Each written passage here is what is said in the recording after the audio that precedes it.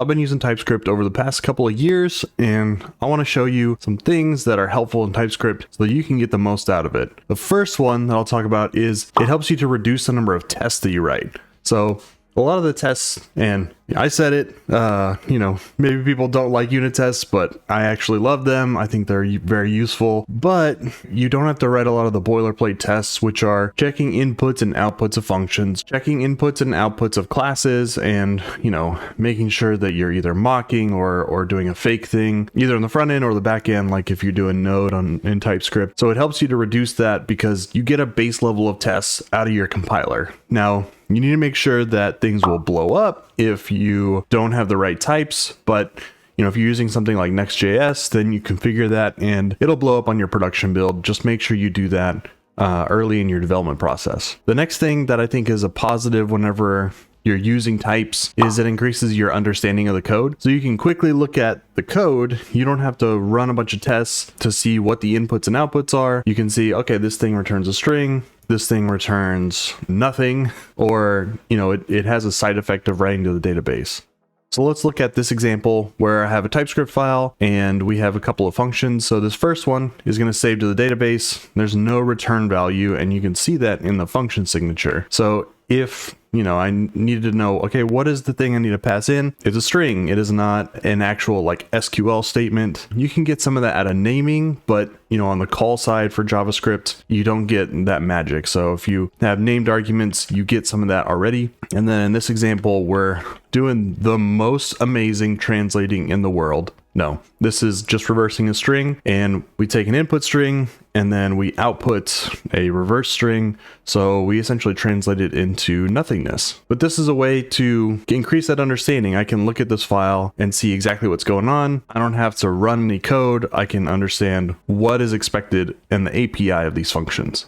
Another nice thing is you can get easier refactoring. So you refactor your code. I've had some nightmares with Ruby where it just does a full text search and then it renames everything. And so in your IDE, you don't get a lot of that nice refactoring options because you don't have any types. And so if you have types in TypeScript, then you can avoid a lot of just the string matching, and it'll actually refactor things in a nice and predictable way for you. The last thing I want to cover is fewer bugs. So because you can detect things at compile time, then you don't have those bugs in production. Tests and types are not going to save you from doing logic errors, but hey, it could reduce things for you. So in summation, you should be using a lot of types.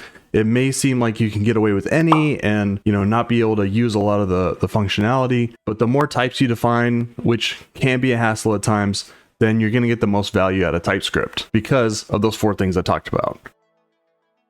Now let's talk about some considerations where it may not be worth it to bring in TypeScript, and you should consider them. Before we get into considerations, you should consider liking and subscribing to this video, especially subscribing because we are so close to 100 subscribers. So let's make that happen. Hit that subscribe button. And the considerations that I want to talk about with TypeScript are consider the size of your app. If it's a little side project and you're getting more familiar with TypeScript, that's fine. But if it's a giant production application, you are going to see so much value out of using types. So based on the number of types you have, it might make more sense or less sense to bring in TypeScript. The other thing I want to talk about is it requires a compilation step. So most people on the front end are already doing this. You're already doing Babel or Webpack, so you're doing that compilation step, but it will add a little bit of time. So consider the compilation and overhead of bringing that in. Even though there's a bunch of value, you can also have some complexity in setting up TypeScript. So it's gotten easier and easier as things go on. You have your tsconfig file, but that isn't our consideration. So if you don't have people who understand what they're doing and can set up TypeScript in a good way, or you can't just spin up a Next.js app, then consider that as a downside for something you will have to figure out. If you like this video and you want to see more TypeScript content, then leave a comment below, and I'll see you in the next one. Thanks.